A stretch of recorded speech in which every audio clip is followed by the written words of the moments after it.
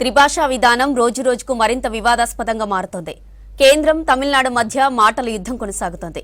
కేంద్ర మంత్రి ధర్మేంద్ర ప్రధాన్ వ్యాఖ్యలకు నిరసనగా ఢిల్లీ పార్లమెంట్ ఆవరణలో నిరసన చేశారు డీఎంకే ఎంపీలు.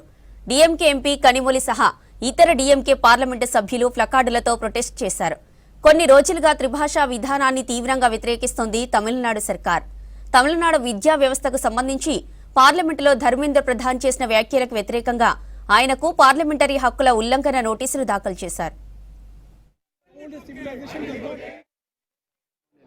Yes, the union government is withholding the money which has to be given to Tamil Nadu, saying that we have to sign the 3-language policy and the national education policy.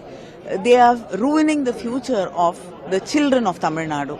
They have education is on the concurrent list, and they have no right to withhold the funds which has to come to the children of Tamil Nadu.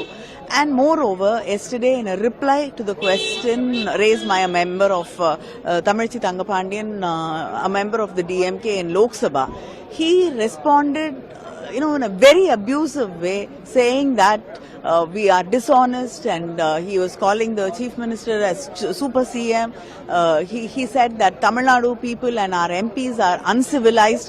This is not what we expect a union minister. This is not the language we expect him to be speaking, and this is totally undemocratic.